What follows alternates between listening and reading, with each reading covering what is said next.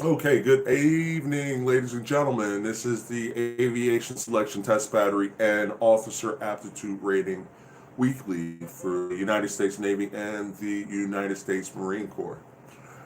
Every week we come here, it's a place where we meet for people that are preparing for the test, be it aviation or surface warfare guys. Um, you get your book and you bring your book, and we help you solve problems that you may have problem solving. All right. All right. Give me a moment here. Collapse some windows and do all kinds of neat stuff. I don't need that much window. And that's fine right there. And then we will pull you out. There we go. Reduce this screen. So I hope everybody had a productive week.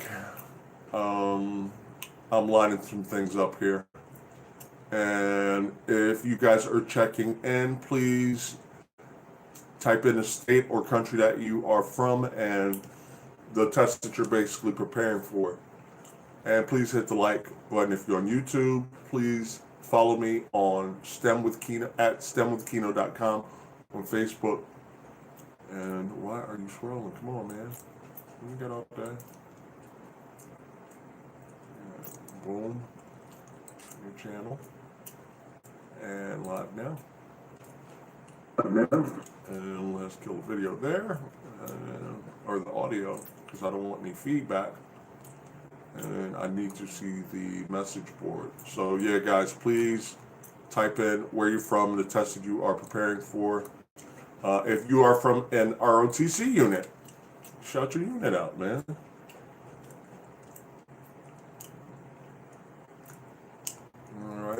All right. Let's see DC in the house.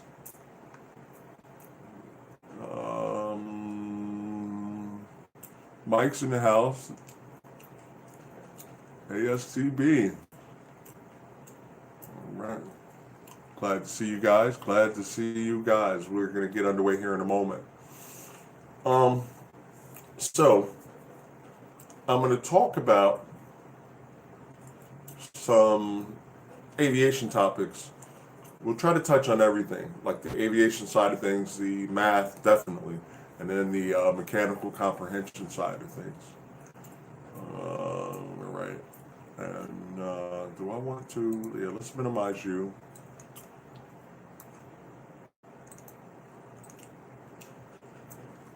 The questions, all questions will be posted on the Facebook channel, STEMwithKino.com.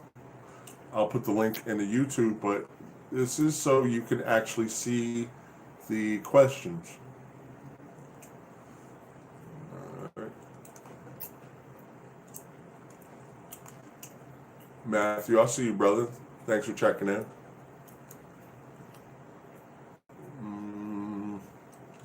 All right, where am I going? Okay.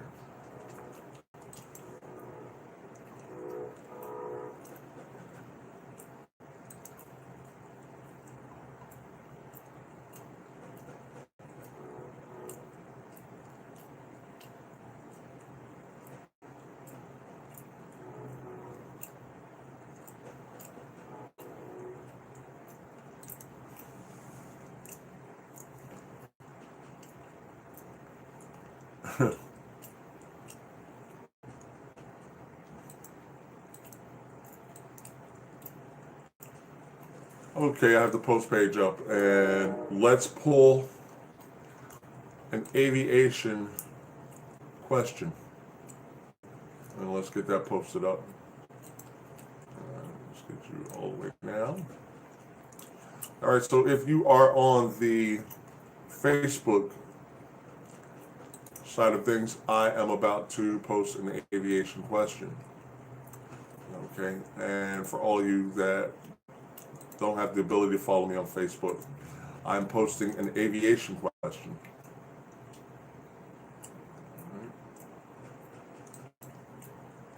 And it reads as follows.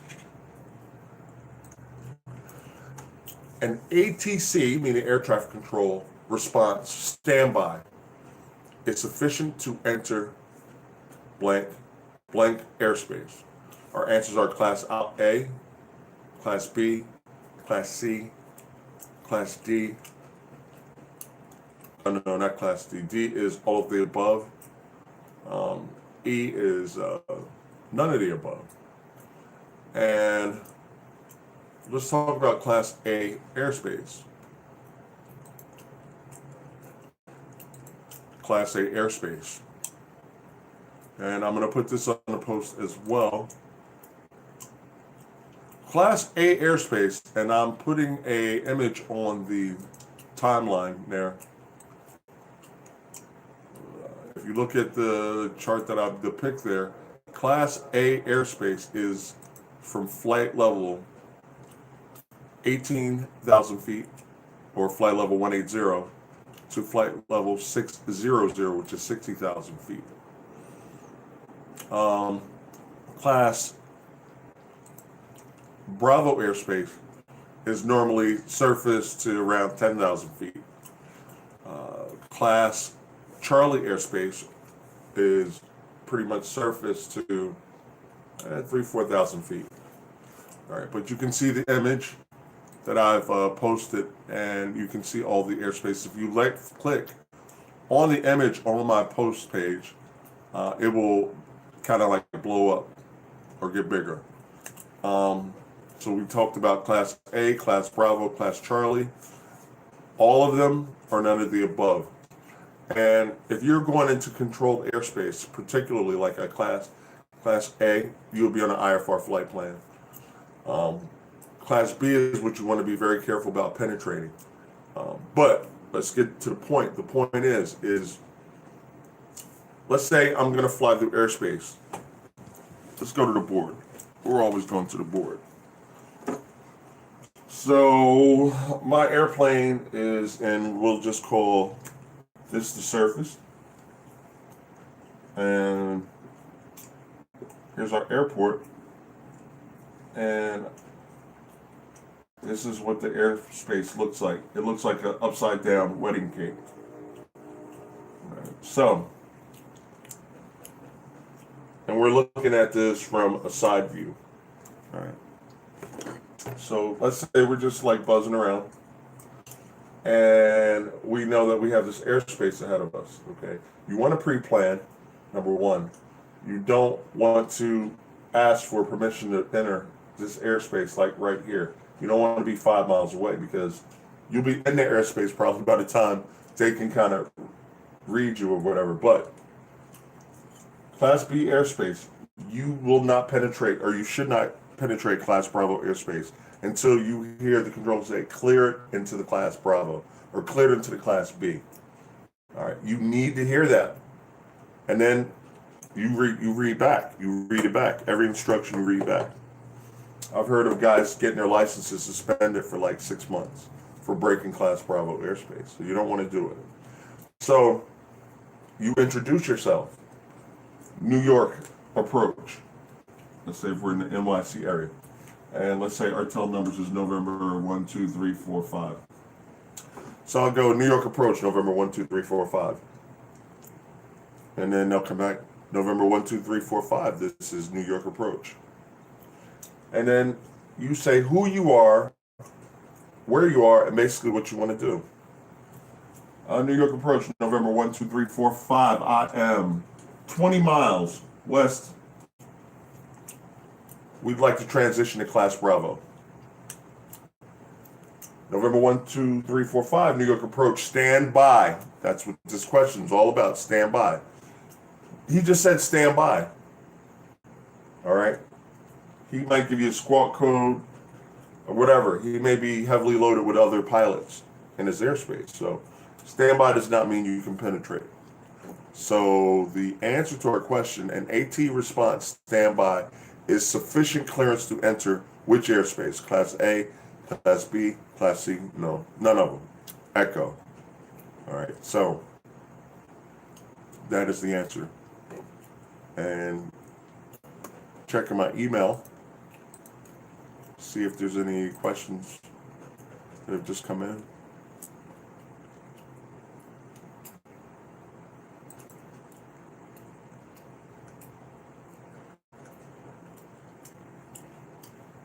And DC, is this from the? Oh, is this from this packet you sent me? Let's see a bunch of practice. Yeah, practice test 4, 75 questions, 5 and 6. All right, so.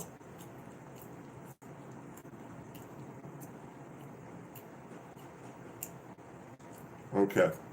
All right. I am clipping this and I'm dropping it on the. See, it'd be nice if I could do this on YouTube. But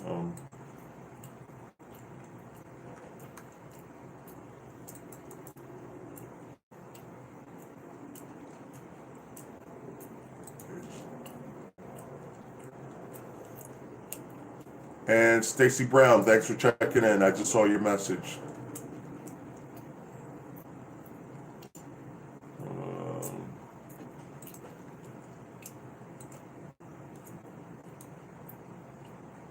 I guess that came in on Messenger. I don't see it. But yeah, I appreciate you checking in anyway. So if you guys are on the Facebook page, you can see this question that I just posted. This is a math question. And okay.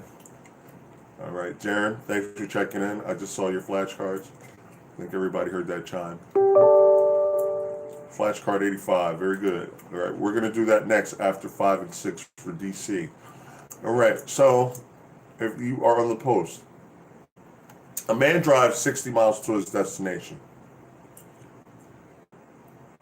at an average speed of 40 miles per hour. And he makes a return trip at an average rate of 30 miles per hour.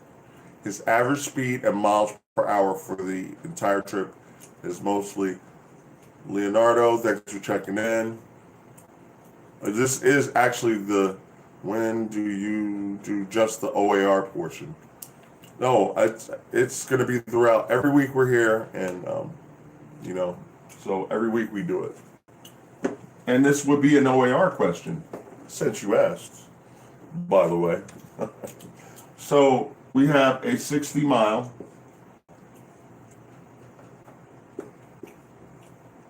from point A to point B. All right. So in this situation, we're going to go there at 40 miles per hour. When we return, we're going to return at 30 miles per hour. So we got to think.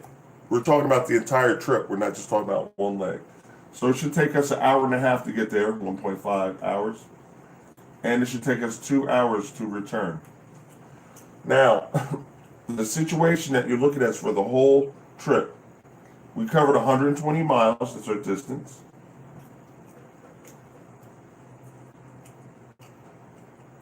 Our rate, we'll discuss in a moment. But the time it took us is 3.5 hours, 3.5 hours. All right. So now, let's see. Our answers are 34, 36, 38, 40, and 42.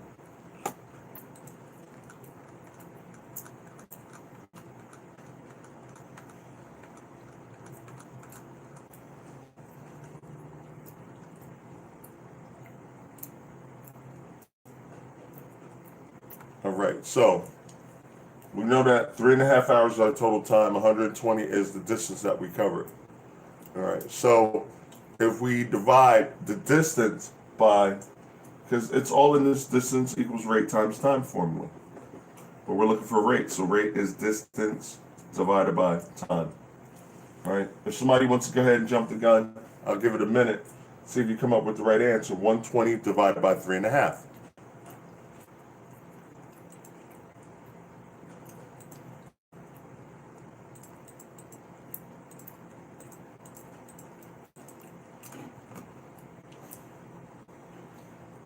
And somebody post either YouTube or Facebook. And if you're on YouTube, please hit the like button. 3-4, very good. It's like 34.2 something. So that is the average rate for the entire trip. 34.27, or question alpha, 34. DC popped it. Mike, you hit 3.4. Got to watch that decimal. You didn't slide your decimal. And that's fine. We're all here to learn. So it's all good. All right. Darren and Anthony, man, y'all better show up. I know Darren is there. All right.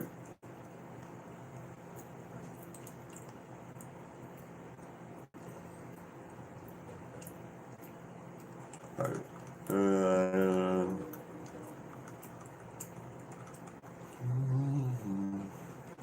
Okay. Question number 6. What do you see? Now, let me clip it and drop it.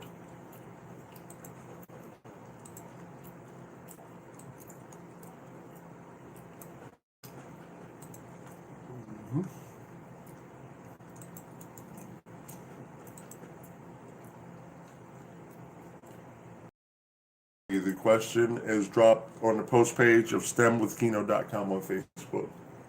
Okay, so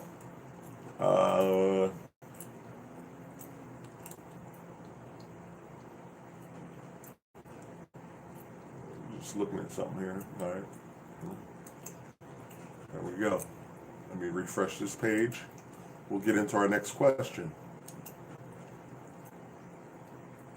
And again, if you're on Facebook, please follow us and like us. If you're on YouTube, please like the video. All right. So I'm looking at the post. A plane flies over Cleveland at 10:20 a.m. It passes over a community 120 miles away at 10:32. So let me just come back. We're over Cleveland at 10:20. Now 120 miles away, we're over another community 120 miles away at 10:32. So basically it took us 12 minutes to get there. Find the plane's rate in miles per hour. Okay, so a couple ways you could approach this. We could probably do this. I like the proportion because we're looking for miles divided by hours, or miles per hour. All right, so distance is up top, time is on the bottom. So what we do, we covered 120 miles in 12 minutes. Okay, and they want to know how fast are we flying in miles per hour. Well, told you or you could even do this like an equivalent fraction. All right. Somebody type in, how many minutes are there in an hour? How many minutes are there in an hour? And I realize there's going to be a lag, and that's all good. 60. Thank you, DC, for your speedy response. So there's 60 minutes in an hour. We want to know how many miles we're going to cover in an hour. So if we did 60 minutes, 60 is a multiple of 12. As a matter of fact, 12 times 5 is 60. So if we multiply this top and this bottom by 5, and go directly across, we will get 660. So we will cover 600 miles in 60 minutes, i.e. 600 miles per hour. So the question is alpha, 600. All right. And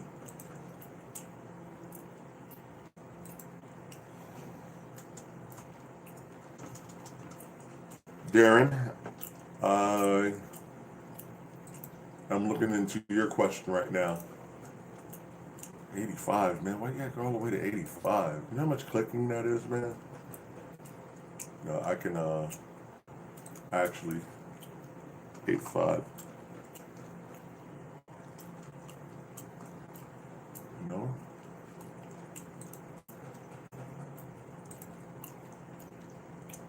0.85. Okay, solve for the unknown force or distance.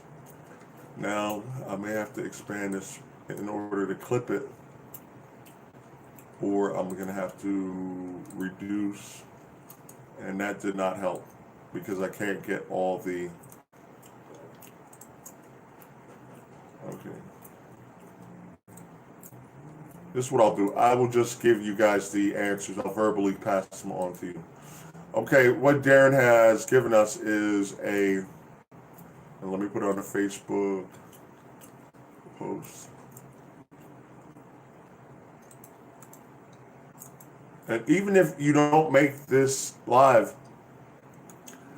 this stuff is go to stemwithkino.com on Facebook, and all this stuff will be here. This video will be here. The questions will be here, and so you can like follow along and knock yourself out.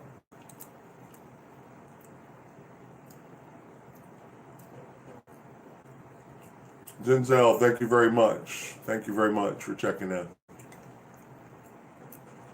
Lady from Denzel Washington? No, not Denzel Washington. All right. Okay, so now on the Facebook page, what we have here is we have a weight effort. We have a second class lever system. All right, so let me write it out. We have the fulcrum. Let me just do it exactly how it is. We have the fulcrum on one end, and it comes out like this, and then it goes up, and it gives us some distances. It tells us that the weight is going to be here, and it's actually a 40-pound weight. So the weight is the force acting downward, and this is probably upward force. There's no arrow at this time, but this distance is 11 inches, and this is 3 inches away from the fulcrum. So whatever force we're going to exert is going to be exerted here, 11 inches away, and a 40-pound weight is 3 inches away from the fulcrum. Let me come back because the answers, I couldn't get all the answers out there. So solve for the unknown force or distance. Well, we have a force here. We have a force being exerted 40 pounds and distance. So we're looking at the load moment. The load moment is a function or a product of weight and distance. So currently, the weight that you see, this 40, is actually what we would call 120 inch-pounds. So a function of the distance, 3 inches, and weight. 3 times 40 is 120. So at this point, the load moment is 120 inch-pounds. Now, solve for the unknown force, the force being applied here. In order for this to balance out, we need to make sure that we are exerting a certain force upward in order to balance the system out. So again, our answers were 11, 15, 10.9 pounds, and 33 pounds. 11 pounds, 15 pounds, 10.9 pounds, 33 pounds. Okay, now, if we take the load moment and we divide by the distance, 0.0 for accuracy. 11 does not go into 1, but 11 goes into 12 one time. We subtract the 11, the 1 drops. 11 cannot go into 10, so we put a 0 there, right, in our decimal. So at this point right now, I'm going with 10.9. I'm going with 10.9.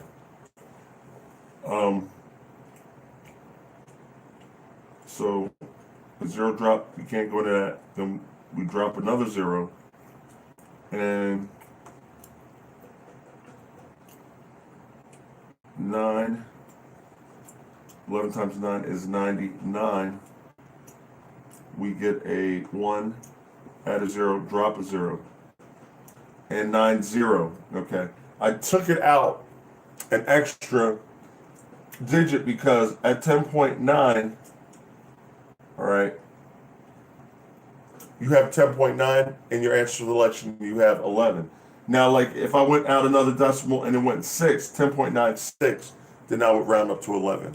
So when the answers are really, really close, what you want to do is maybe take it out a couple decimal places to see if it rounds up or rounds down. Because I was in a session today and it was a very, very tight. The numbers were very, very tight.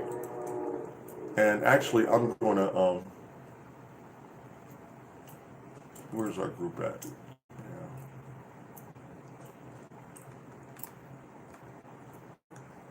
It was Anthony or Darren. Do you remember that one question where we had the thing was like, it was like a question that was like splitting hairs, but if you didn't pay attention, you could have easily fallen into the trap.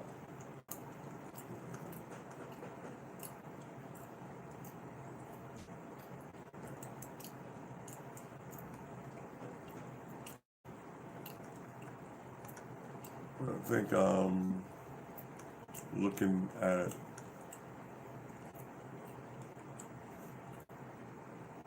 yeah, there it is. I found it. I'm gonna put it on. I'm gonna post it. I found it. So sometimes, like this, these two were like a penny off. They were a penny off, and they do it like this. But you have to know. Facebook post side. All right. I'm starting to get acclimated to this because at first it was just like, man, this is like too much. But then, I already advertised that I'll be here every week. And, all right, so it is on the Facebook post page right now. All right. And I am going to discuss this question. Okay. 15% is the standard rate for tipping wait persons in U.S. restaurants. If the bill for a meal totals $18.53, how much should the tip be?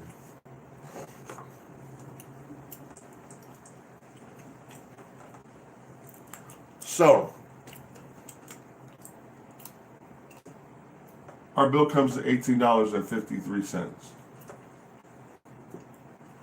All right. If we want to know, how much we're going to tip, if we're going to tip 15%, just multiply this by 0.15. All right. We'll do the math. 15, carry the 1, 26, carry the 2, 42, carry the 4, 9, 0, 1, 8, 5, 3, and we're done. 5, 9, 7, 17, carry the 1, 2, we got 1, 2, 3, 4 decimal places. 1, 2, 3, 4. So now what we're looking at is $2.77. Now look at our answer selections. $18.50, $2.78, $1.85, $2.77. B and C are a penny away from each other. And then if you forget to slide your decimal, you're always there with that sucker punch. $27.80.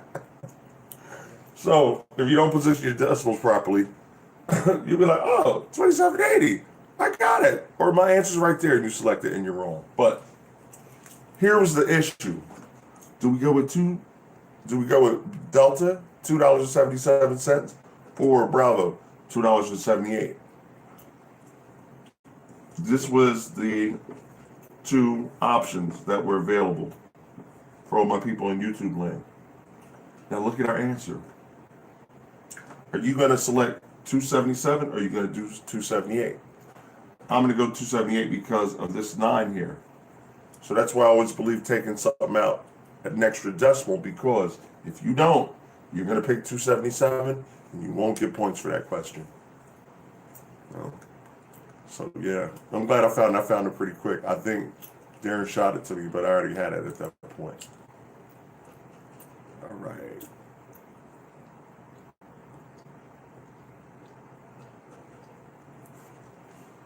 Okay. Moving. Just wanna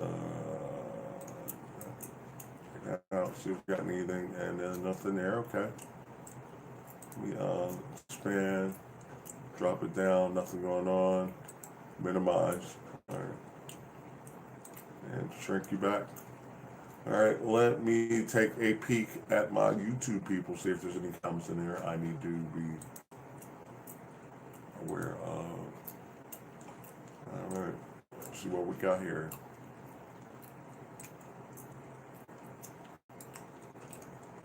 All right. All right. I see DC in the house, Mike in the house. I see some people checked in on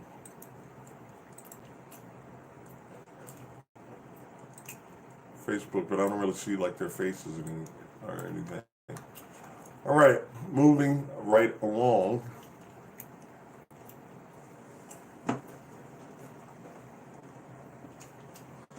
I'm going to throw in an aviation topic. The aviation topic is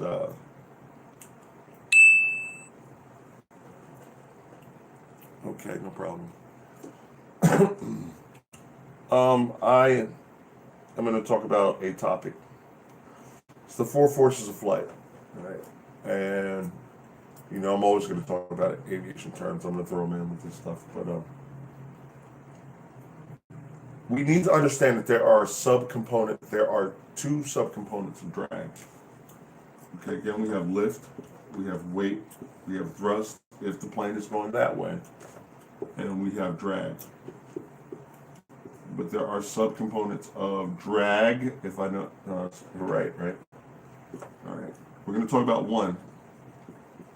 Induced. Man, I cannot spell it.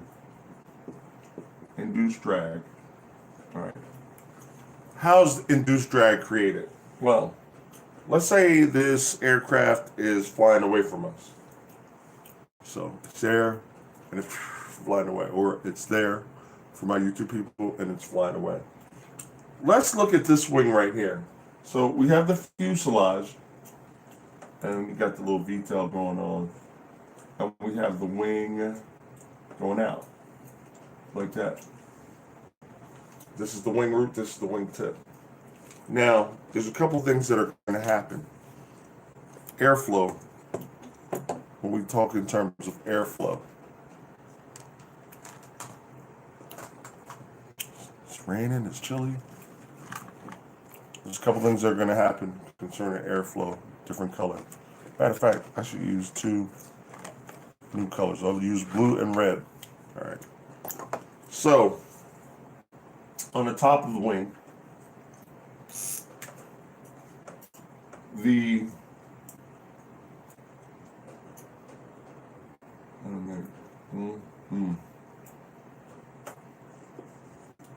flows towards the fuselage. And on the bottom, the air passes over the wing and it flies away from the fuselage. Now, this is okay until we get to the wingtip. When we get to the wingtip, a problem is caused. So if we had a wing that went on and on and on and on forever, it would not be an issue. But since it does end there, in the end, we produce a vortex singular or vortices plural. Vortex singular, vortices plural. All right, so one vortex. And what happens is we get a little spiral vortex there. They look like little hurricanes. And I'm also going to post what happens so you can see the behavior of the air molecules. Wingtip vortices. I'm talking to the computer, guys. So we have high pressure on the bottom, low pressure at the top. That's another key factor. And this particular image is brought to us by Bold Method.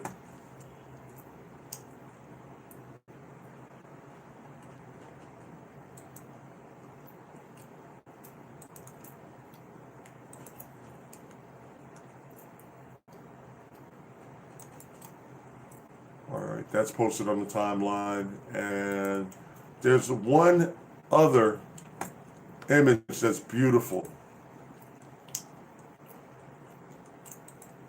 And this photo, I'm gonna start giving people their credit for their images. This next one is a beautiful, colorful one, and it's brought to us by Atlas Obscura, atlasobscura.com. But it's a beautiful picture. You guys that are not following me on Facebook are missing out. But yeah, it is a beautiful picture. It's uploading now, and it should be on the timeline or on the post page or the home page.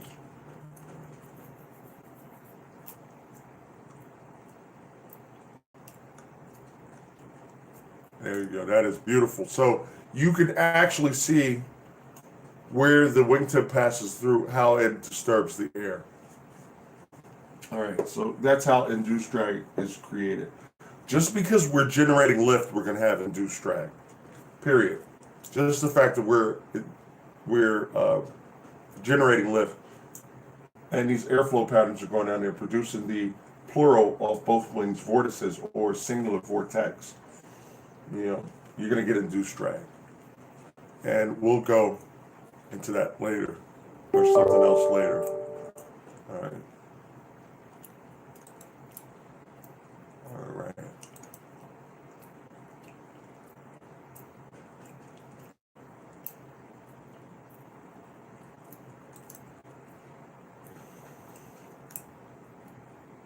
We did that. Okay, that's a cool question. Thank you, Darren. Darren dropped a question, and we're going to talk about it. Now, I'd also like to talk about a test-taking strategy.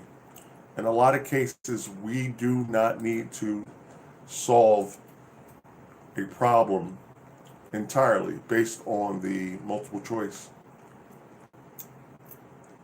questions. All right, so let me post this up.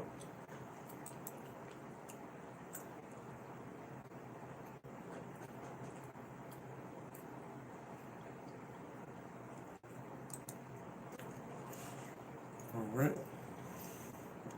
Okay. The question is as follows. A blueprint has a scale of 3 feet per inch or half inch. So just to give you guys some perspective of what scale is. Okay. Let's take this piece of paper. All right. I want to maybe do like a layout of my office, and I want to put it on paper. Clearly, I can't make the lines the same length as the actual room. So I have to do something that we call scaling. All right, so let's say this little section right here, we're going to say that this little section that I'm just drawing on the page here, let's say that this little, let's say quarter or eighth of an inch will represent 10 feet. So even though this is on paper, this quarter inch represents 10 feet. Now I've scaled, and I can do it. I can make a diagram of my room. So I can be like, okay, well, this is 3 feet. It's not 3 feet in real life. It's just, we're just saying it's actually the actual dimensions of the room is 3 feet just by drawing this line. This is not a 3 foot line. So when they give us a scale, they're giving us a standard. Oh, be nice if I clean the board off, wouldn't it, guys? I need like an assistant, like a Vanna White, just like. So, 3 feet represent a half inch. This is our standard. They're telling you that these are the guidelines that we're going to go by. So every half inch on paper represents 3 feet in real life. All right. And everybody, just type 1 in the chat either way, Facebook or YouTube, if you understand what scale is now. I tried to make it as clear as I could. All right, we just bump one on the message board. Okay, so now our particular bathroom. On paper, it's 1.5 inches by 2 inches. All right, now we can do this what I call a caveman way, just kind of, just crunch and roll numbers, or you could also do a proportion. Either way, as long as you get to the target and whatever's quicker for you, you just do. All right, so on paper,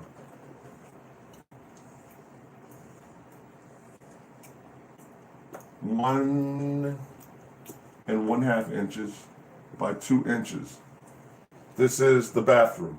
Now, clearly, this is not the size of the bathroom because my hand couldn't even go in that bathroom. So that's why scaling is very beneficial to demonstrate, to show or depict what's going on. So you can look at it like the caveman way. There's 3 sections of 1/2 and 1.5 inches. There's 4 1/2 and 2 inches. So there's 3 1/2 because 1.5, 2 1/2 inches make a hole, and then we have a third one. With 2 inches, 2 1/2 inches make a full inch, so that's 2 inches. So a 1/2 inch represents 3 feet. 3, 3, 3, 9 feet, 3, 3, 3, 3, 12 feet. So this bathroom is 9 by 12 feet. Answer echo. Type 1 if you guys understand what I just did. So that's the caveman way. Or you could have just done a proportion. 3 over 0.5 inches equals. Now this will be a little longer because I'd have to do this twice. And I would have to set it up for 1.5 inches. And I would have to set it up for 2 inches. And these will be your unknowns. We cross multiply and divide. 1.5 times 3 divided by 0.5, and then 2 times 3 divided by 0.5. All right. So bang 1 if you guys got that. Answer echo. And Darren, thank you for that question, sir.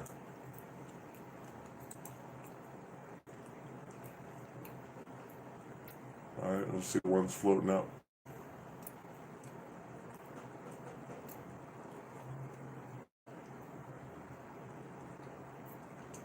All right. And again, please know that I'm here every week. Unless I announce, something family-wise coming. I'm here every week. Take advantage. I'm here every week. Get your test prep book. Go through your test book. Hey, I don't understand that. I'll bring it to the live stream. Hey, I don't understand this. I'll bring it to the live stream. Hey, what does this mean? Over 10 years I've been preparing people for this test. And, and it's a free resource. Use it. Most people need tutoring, though. You can bring all the questions in the world. You can buy every book and still not be properly prepared. We teach test-taking strategies, like I showed you one. In a lot of cases, you don't have to execute the problem in its entirety because you're under time. You're under time. The clock is running, and the clock runs out on you so fast. Somebody type 1 if you know what I'm talking about. The clock will run out on you fast. You can't take 5 minutes per question. You definitely won't do well. So there's a lot of strategies that I use, and then I teach my guys. What's the best test prep book? I don't like absolutes. Like, oh, this is the best. There's no such thing. I like Barron's, military, let's see, And I'm going to talk about another one. Oh, accepted ink, I'm coming for you. Matter of fact, I'm going to paste that in the page. Okay, but I like this guy. Military flight aptitude test. I'm going to actually go to Amazon.com right now. Well, you guys aren't really interested in the SIFT anyway, but I'll post it tomorrow. Just thought about that. But you have to beware and watch the image, because there's one test prep book where they advertise 500 questions. Okay, I got you, Darren. 500 questions. When you get it in the mail, it's 300 questions. So, and they still have the advertisement up 500 questions. So I was like, all right, good. It's 500 questions to work with. This ought to be cool. Get my package from Amazon, open it like, look at the face of it, 300 questions. Except the thing, that's not nice. So, no, we had another question pop up. And, where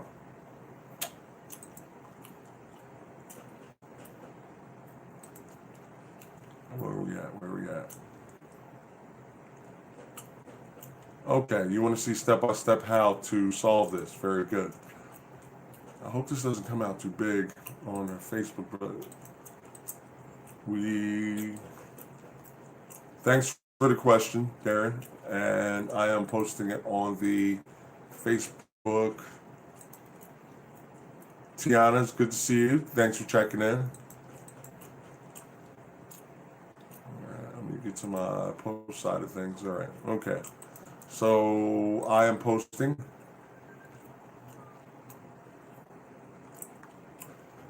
And boom, it is dropped. Very good. For all my YouTubers, I will, talk through this question.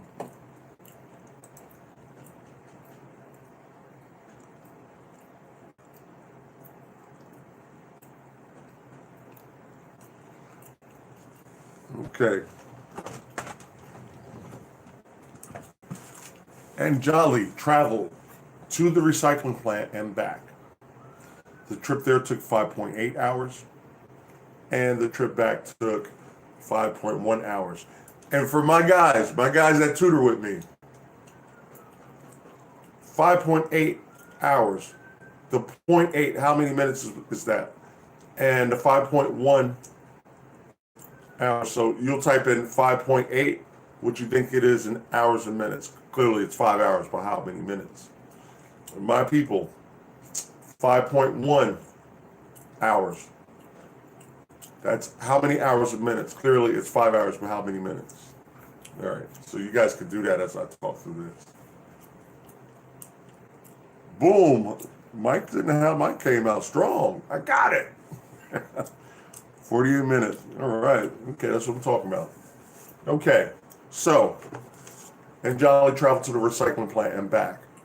Guys, my people, what kind of distance, rate, and time problem is this? Is it a round trip? Is it a delayed departure? Is it a expansion, compression? Or is it a multifaceted one? My guys are good.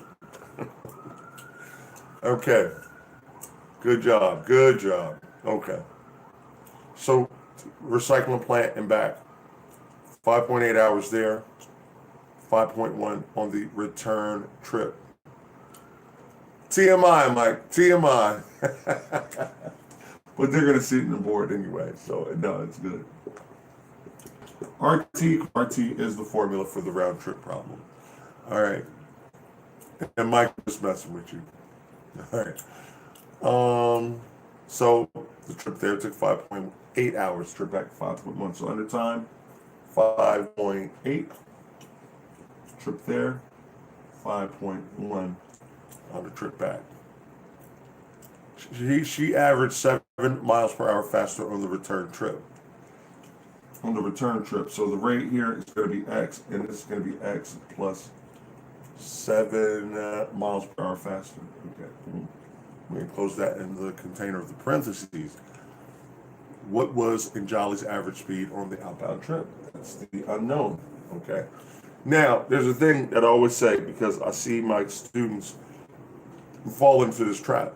They solve for X. That's the answer. No, it's not always the answer. After you solve for X, ask yourself, did I answer the question? And you're out of that pitfall. Okay, now, let's make this algebraically friendly. 5.8x equals 5.1 times x plus 7. First thing we have to do is distribute. And Mike, would you please calculate 5.1 times 7 for me, please? 5.8. I mean, if you feel like it. 5.1x. And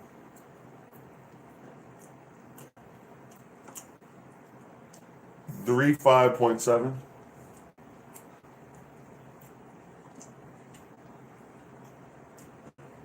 Now, this is the variable, so the wrong side. 5.1 will come to this side, and we will have 0.7 equals 3. 5.7, and that's 0.7x. And how we got that was 5.8 minus 5.1 equals 0.7. That's how we get that, so 0.7x. Then what we'll do is we will divide 35.7 by 0.7. Now the issue here is this decimal can't be over there, so it moves over 1. Whatever happens outside of the house happens inside the house. Bang, bang. 37, 35, and 1. So x is equal to 51 miles per hour. Ladies and gentlemen, type in 1 if you got that.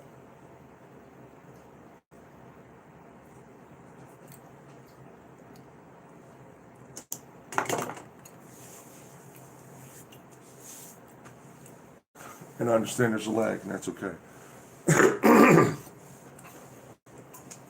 Okay. So, not a problem.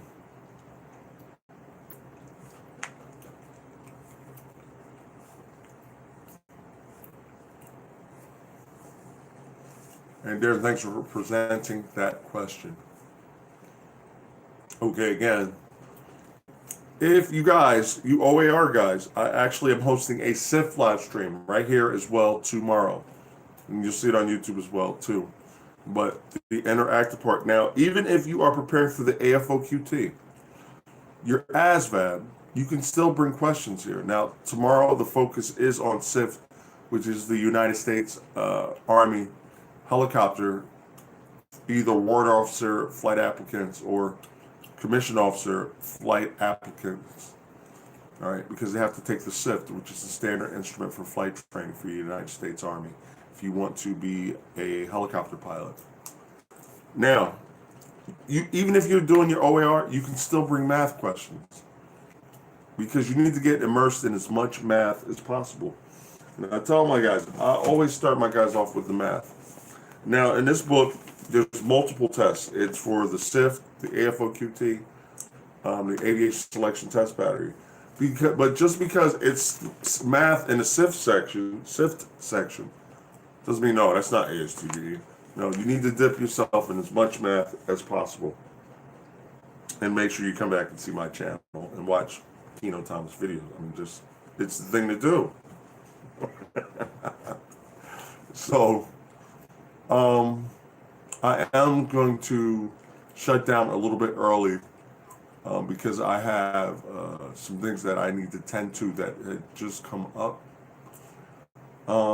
But check me out tomorrow if you like. Bring math and mechanical comprehension questions. Because really, the way I train guys is really no different. It's still mechanical comprehension. And, a couple of years ago, they kind of not leaned away, they were still on the mechanical, but they just introduced some physics principles into the test and stuff like that. So, again, recruiters, please don't be mad at me right now. Recruiters might be mad at me right now because A lot of times I get a lot of cases where I get people that tutor with me and they're like, my recruiter said, just take the test, see how you do. For the aviation selection test battery in the OAR, you only get 3 times in your whole life to take this, 3 times. So I'd rather be prepared the first time. You go, you take the test, you don't get the score you wanted, you hit like, oh man, I can't believe it. I didn't do well. Prepare properly the first time, and then, you won't have that issue. Prepare properly. Even if it's not me. Well, I'm the best, but find a qualified tutor.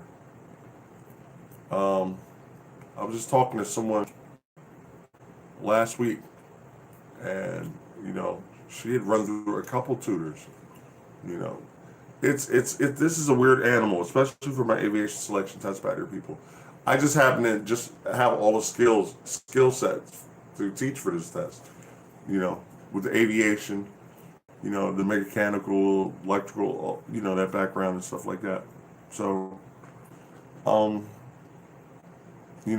know it's hard, but I mean, hey, I'll take you. I have room. If you're serious and you want to pass this test, you want to do it the first time around.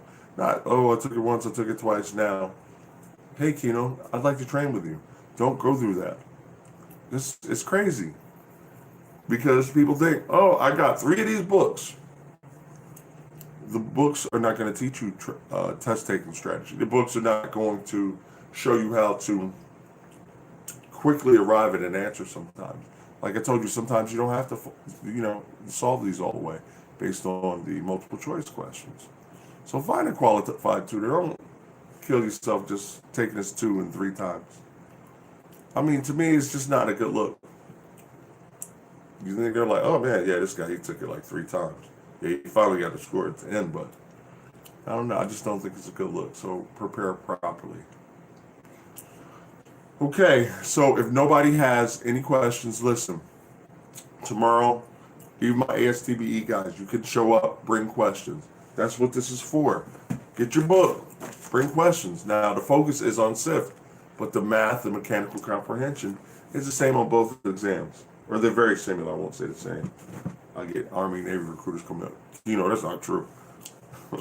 Similar. But it does not help to get as much math contact and mechanical comprehension contact as possible. So, I'm going to take it down, guys. Listen, I will be here next week, ASTB Weekly. Get your books. Get your questions. Mark them. Hey, I don't understand this. How did they get to this? Bring them to the table. That's what I'm here for. And then, if you don't take advantage of it, I don't know. All right. So, farewell to all of you. I want you all to be safe. I appreciate each and every one of you that took time out to check in. And my head's like going back and forth because it's like 2 cameras. Yeah, but I thank you guys for showing up and just coming out and bringing questions. I'll see you guys next week. Have a great evening and be safe. Good night. Okay. Facebook is out and done. And YouTube. Good night, YouTube.